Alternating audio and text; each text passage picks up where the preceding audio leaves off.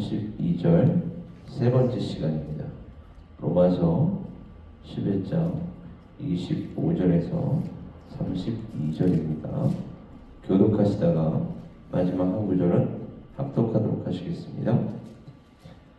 형제들아, 너희가 스스로 지혜 있다 하면서 이 신비를 너희가 모르기를 내가 원하지 아니하노니, 이 신비는 이방인의 충만한 수가 들어오기까지 이스라엘의 더러는 우둔하게 된 것이라.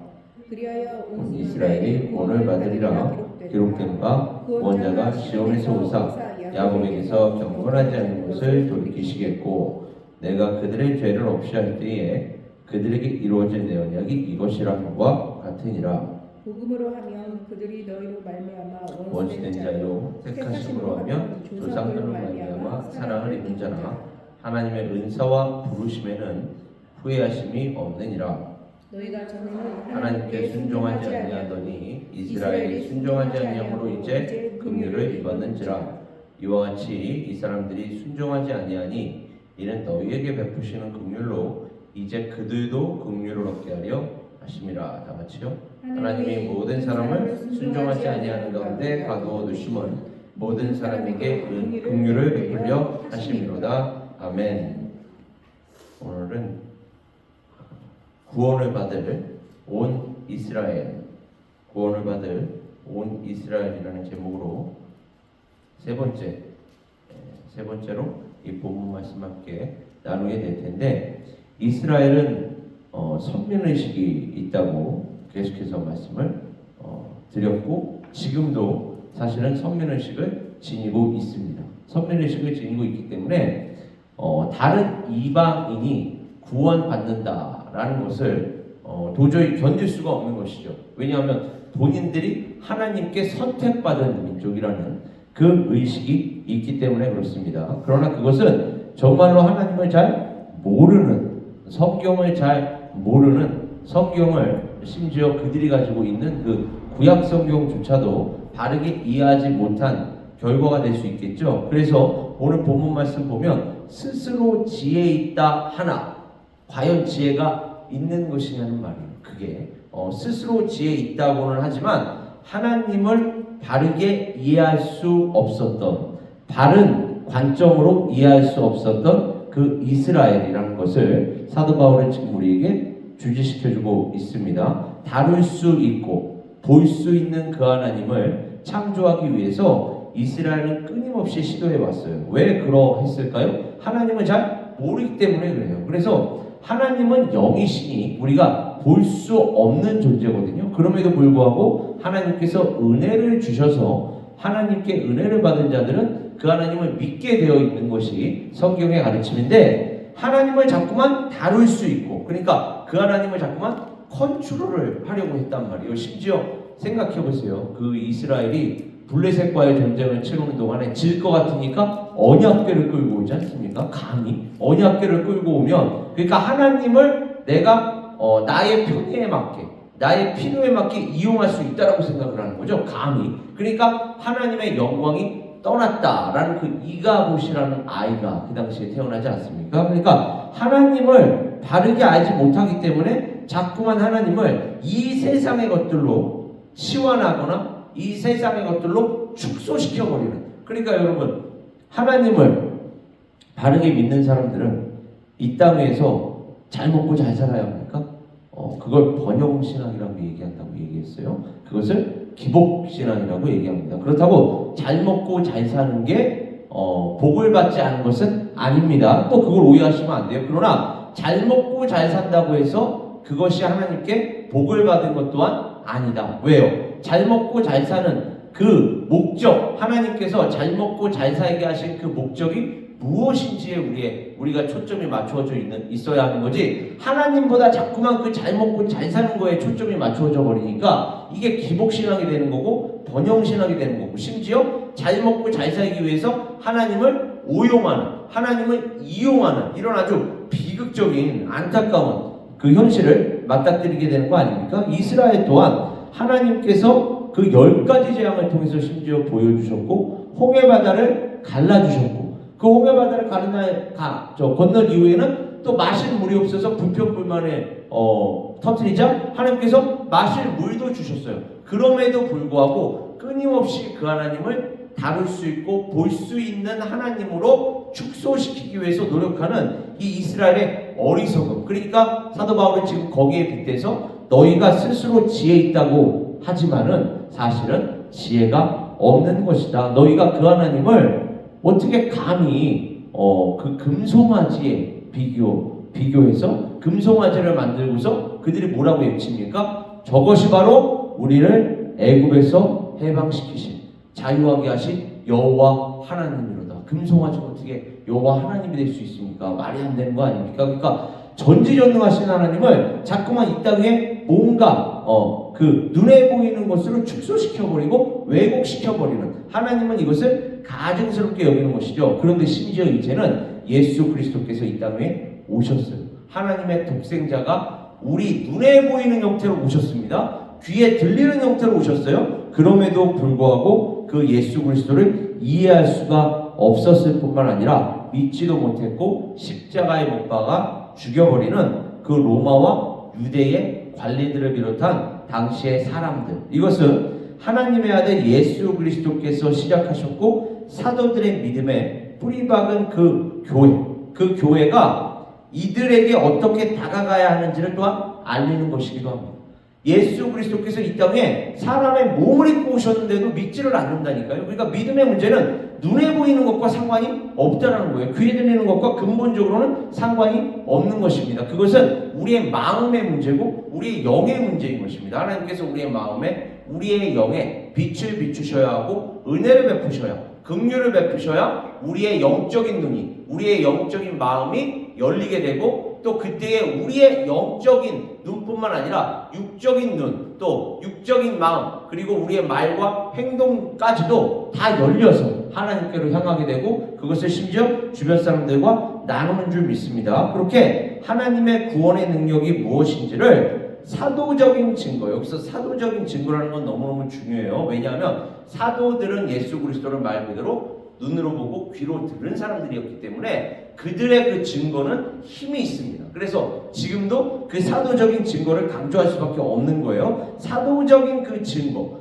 육안으로도 보고 그리고 육적인 귀로도 들은, 그래서 예수 그리스도의 성육신을 직접적으로 증언할 수 있을 뿐만 아니라 그분께서 십자가에 달려 돌아가셨고 사흘 만에 부활하셨다는 것조차도 눈으로 보고 귀로 들은 자들, 그들의 신앙을 우리가 이어받고 있는 것입니다. 그러니까 이걸 이어받지 못하고 바르게 우리가 전달하지 못한다면 그게 바로 이단인 거예요. 다르게 전달하니까, 잘못되게 전달하니까 우리는 사도들의 그 증거에 근거해서 나아가야 하고, 그리고 그 사도적인 증거에 근거한 교회에 하나님께서는 예수 그리스도의 복음을 다르게 가르칠 수 있고 전할 수 있는 능력을 주시는 줄 믿습니다. 그런데 사도 바울이 이렇게 고백해요. 자신도, 그리고 우리들도, 여기서 우리들이라는 건 이방인 그리스도인들을 얘기하는 거죠. 이방인 그리스도인들도 사실은, 그리고 유대인 그리스도인들 중에서 돌아온 자들도 마찬가지예요. 이전에는 하나님께 불순종하였던 자들이었다. 그러한 자가, 성찰, 그럼에도 불구하고 하나님의 사랑, 하나님의 긍휼, 그리고 하나님의 은혜로 인해서 우리는 구원을 받을 수 있었다. 따라서 우리는 믿음으로 말미암아 이제는 겸손한 마음으로,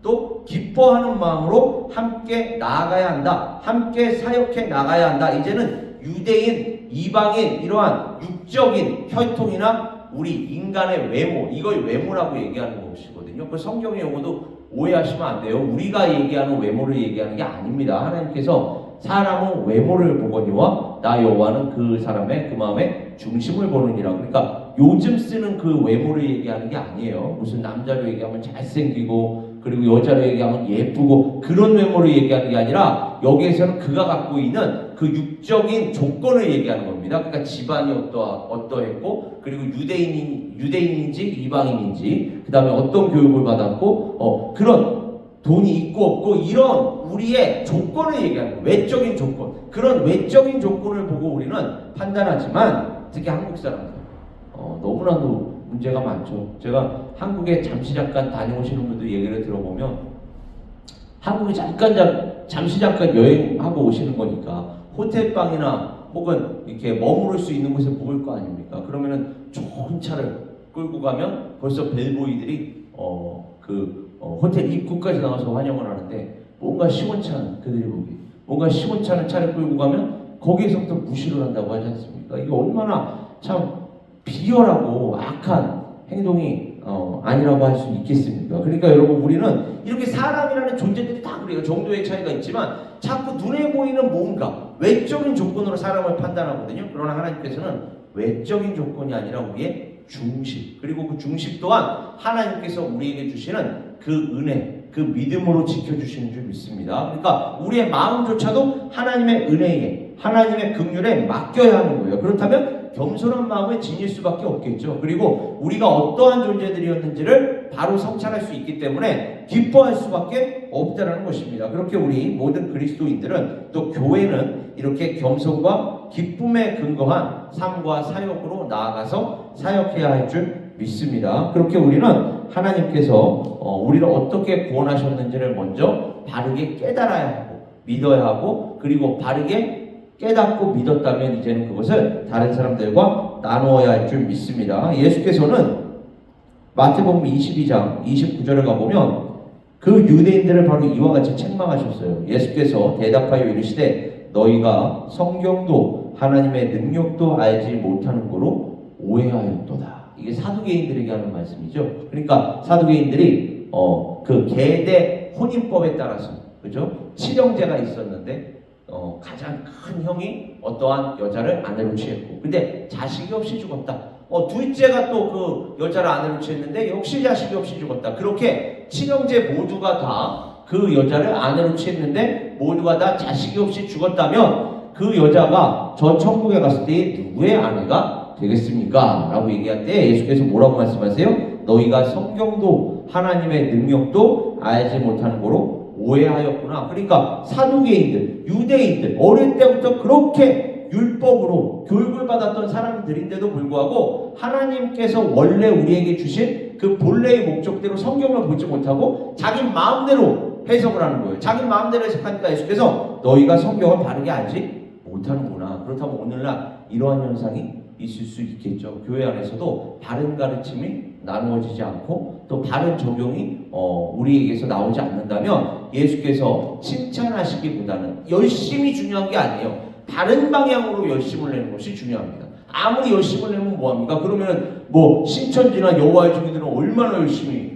전도합니까? 그 열심 자체가 중요한 게 아니라 성경적인 하나님의 뜻에 따라 다른 방향으로 하느냐 안 하느냐가 사실 더 중요한 것이거든요. 제가 언제가 그런 얘기를 항상 드리잖아요. 여기에서 LA를 지금 가야 하는데 차를 끌고 데스티네이션을 LA로 놓고 가야 하는데 데스티네이션을 깜빡하고 플로리다로 놓고 지금 제가 엑셀레이터를 밟으면 밟을수록 그 LA로부터 점점 더 멀어진다고 얘기했죠. 그러니까 열심을 내면 낼수록 하나님으로부터 오히려 더 멀어지는 이러한 상황이 영적으로도 발생할 수가 있다는 것입니다. 그러니까 여러분 우리는 열심을 내고 안 내고 이렇게 지금 우리가 새벽부터 나와서 함께 기도하고 예배드리고 있지만 우리가 새벽 기도에 나온다고 해서 다른 성도님들보다 나는 이 정도면 좋은 크리스찬이야 이거 자체가 교만입니다. 여러분 우리가 기도하면 기도할수록 더 겸손해져야 돼요.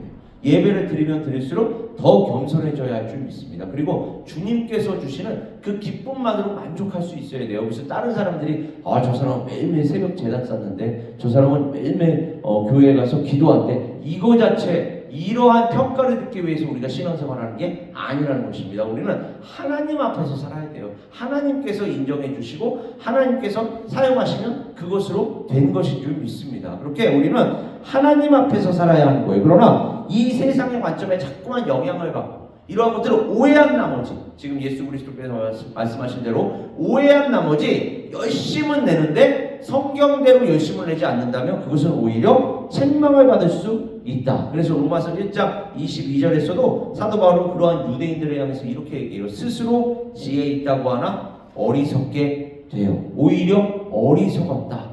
스스로 지혜 있다라고 생각하지만 오히려 어리석었다라고 하는 것입니다. 고린도전서를 가보더라도 이 세상 지혜는 하나님께 어리석은 것이니 기록된 바 하나님은 지혜 있는 자들로 하여금 자기 꾀에 빠지게 하시느니라 하였고 또 주께서 지혜 있는 자들의 생각을 헛것으로 하신다 하셨느니라. 그러니까 스스로 뭔가 잘났다고 생각하는 사람들, 이 사람들의 그 지혜는 사실상 하나님께서 보시기에는 아무것도 아니다. 하나님을 알지 못한다면, 하나님을 믿지 못한다면 그러한 지혜는 아무것도 아닐 뿐만 아니라 오히려 무익하다는 거예요. 오히려 해를 끼치는 것이라는 그러한 말씀입니다. 그러니까 우상의 제물에 대해서도 우리가 다 지식이 있는 줄을 아나 지식은 교만하게 하는 거예요. 여기서 지식이라는 건 하나님을 믿지 않는 지식이라는 거죠. 성경적인 지식이 아니라 자기 멋대로 자기 중심적인 이러한 지식은 오히려 교만하게 하며 그러나 사랑은 덕을 세우나니. 그러니까 여러분 출애굽기 32장 1절에서 6절을 가보면 제가 이 부분을 조금 더 자세하게 읽어드릴게요. 백성이 모세가 산에서 내려옴이 더딤을 보고 모여 백성이 아론에게 이르러 말하되 일어나라 우리를 위하여 우리를 인도할 신을 만들라. 이 모세 곧 우리를 애굽 땅에서 인도하여 낸 사람은 어찌 되었는지 알지 못함이니라. 그러니까 아론도 참 보십시오. 이때 아론이 다르게 교육을 시켰어야 했는데 아론도 뭐라고 얘기합니까? 사람들을 두려워한 나머지 세상을 두려워한 나머지. 이게 문제예요. 하나님보다 세상을 두려워하는 거, 하나님보다 사람 눈치 보는 거. 그러니까 아론이 뭐라 그래요? 나중에 사무엘도 그러잖아요. 분명히 사무엘이 올 때까지 기다리라고 했는데 그 기다리지 못하고 심지어 거기서 제사장만이 드릴 수 있는 그 권리를 자기가 가지고 있다고 생각하고 제사를 드리지 않습니까? 그러니까 사무엘이 와서 순종이 제사보다 낫다라는 얘기를 하지 않습니까? 여기서도 마찬가지예요. 아론이 정말로 하나님의 그 은혜, 하나님의 말씀을 아는 자라면 제사장인데 이 백성들을 바르게 교육을 시키고 책망을 했어야 하는데 지금 뭐라고 얘기합니까? 아론이 그들에게 이르되 너희의 아내와 자녀의 귀에서 금고리를 빼어 내게로 가져오라. 여러분 이거 귀걸이도요. 여러분 뭔지를 알고 하셔야 돼요. 지금 물론 우리가 장식으로 얼마든지 지금은 패션으로 하지만 이 귀걸이가 예전에는 노예, 그죠? 노예에 대한 일종의 상징이었죠. 족쇄였습니다. 그 고리를 빼어서 자기에게로 가져오래요. 그 금을 모든 백성이 그 귀에서 금고리를 빼어 아론에게로 가져가며 아론이 그들의 손에서 금고리를 받아 부어서 조각칼로 새겨 송아지 형상을 만든. 이게 이 아론이 지금 주도한 것입니다. 여러분 제사장이 주도한 거예요. 오늘날로 얘기하면 교회 지도자 목사가 지금 인도한 겁니다. 오도한 거죠 사실은. 그러면서 그들이 말하는 이스라엘아, 참 하나님께서 보시기에 통탄하실 만한 말을 합니다. 이는 너희를 애굽 땅에서 인도하여 낸 너희의 신이로다 하는지라. 아론이 보고 그 앞에 제단을 쌓고 이 아론이 공포하여 이르되 내일은 여호와의 전릴이니라 하니 이튿날에 그들이 일찍 일어나 번제를 드리며 화목제를 드리고 백성이 앉아서 먹고 마시며 일어나서 뛰놀더라. 이게 우상 숭배예요. 하나님을 떠난 백성의 실상입니다. 그러니까 우리가 하나님을 오해하면 이렇게 하나님의 이름을 더럽히는, 하나님께 영광을 돌려야 할 백성이 하나님의 이름을 더럽히는 지경에 떨어진다니까요. 우리 또한 마찬가지입니다. 그리스도인들이 오히려 하나님의 백성답지 않은 말과 행동을 할 때에 하나님을 믿지 않는 백성들보다 더 하나님의 이름을 더럽힐 수 있다는 이 무거운 책임감, 거룩한 부담을 가져야 할 줄 믿습니다. 그렇기에 우리가 하나님의 말씀을 바르게 공부해야 하는 거예요.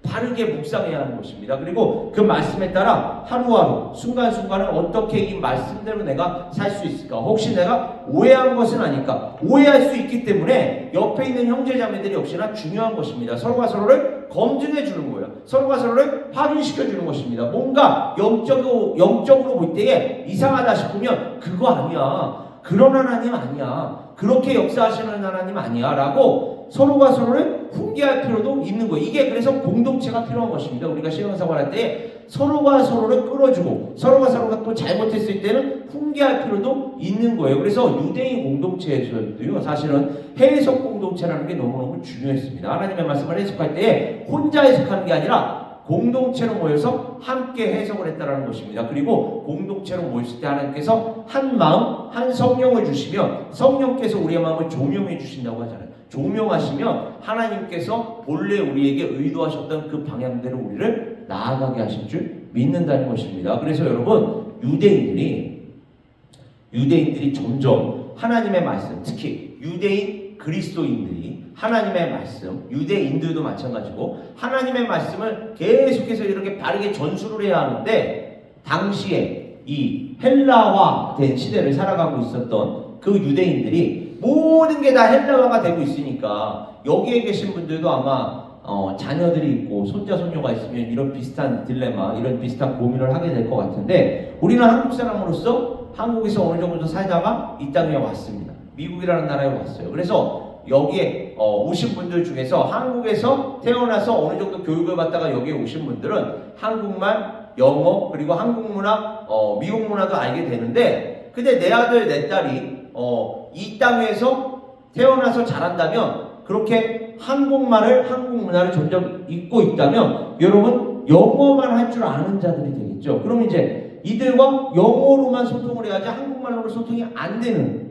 그래서 한국말로 교육을 할 필요를 점점 느끼는, 점점 시대가 가면 갈수록, 그래서 한국말도 할 줄 알고 영어도 할 줄 아는, 그렇게 바이링구얼이 가능해야 교회 안에서뿐만 아니라 가정 안에서뿐만 아니라 이제는 직장을 잡기도 사실은 유리해지는 지금 이러한 분위기를 이제서야 좀 깨닫고 있는데, 유대인들 또한 마찬가지였습니다. 이렇게 아무리 신앙을 전수하려고 해도 헬라화가 되어버렸으니까 자녀들이 헬라어는 아는데 히브리어를 모르는 거예요. 그러니까 구약 성경을 가르쳐야 되는데, 구약 성경은 어떤 언어로 기록되어 있습니까? 히브리어로 기록되어 있으니까 얘들이 유대인인데도 불구하고 히브리어는 모르고 헬라어만 알아. 그러니까 야, 그런데 말씀은 우리가 가르치고 전해야 하지 않겠니? 전수해야 하지 않겠니? 그러니까 이것을 우리가 헬라어로 번역을 해야겠다. 그래서 그 유대인들이 가지고 있는 성경을, 유대인들이 가지고 있었던 그 히브리어 성경을 헬라어로 번역을 합니다. 그때에 70인이 모여서 공동체로 모여서 번역을 해요. 이것을 70인 역이라고 하거든요. 70인 역 성경이 지금도 있습니다. 그래서 그것은 헬라어로 기록한 거예요. 그러니까 히브리어 성경은 헬라어로 기록했는데, 이때에도 역시나 헬라어로 기록할 때 한두 사람이 모여서 한 게 아니라 70명이 모여서, 70명의 대학자들이 모여서 번역을 했습니다. 근데 놀랍게도 하나님께서 역사하시니까 이 70인들이 각각 번역을 했을 거 아니에요. 각각 번역을 하고 모여서 이제 맞춰봤을 거 아닙니까? 근데 70명이 점점 이렇게 번역을 하고 해석을 할 때 하나님께서 한 마음으로 통일을 시켜주셔서 그들이 번역했던 그 작업이 큰 문제 없이 그 번역 작업을 마쳤다라는 거 아닙니까? 그러니까 하나님께서는 공동체로 모였다라고 해서 꼭 분열시키는 것이 아닙니다. 하나님께서 우리가 한 마음과 한 뜻 되게 하여 주시옵소서라는 기도 제목으로 나아가게 하신다면, 우리의 중심을 보시는 하나님께서 성령으로 조명하시고 성령으로 내주하셔서 우리를 한 성령으로 한 마음과 한 뜻 되게 하시는 줄 믿습니다. 이것이 바로 하나님의 역사인 거예요. 이것이 바로 하나님의 은혜인 것입니다. 그래서 우리는 이렇게 하나님의 역사, 하나님의 은혜, 하나님의 긍휼을 의지하면서 지금도 나아가야 할 줄 믿습니다. 그렇다면 우리 앞에 어떠한 문제가 놓일지라도 지금 예수께서 그 베드로에게도 이런 말씀하시지 않았습니까? 내가 이 반석 위에, 그러니까 이 반석이라는 건 베드로가 아니라 베드로의 신앙 고백 얘기한다고 얘기했어요. 주는 그리스도시요 살아계신 하나님의 아들이시니이다 라는 이 고백 위에 내가 내 교회를 세우리니 음부의 권세가 이기지 못하리라.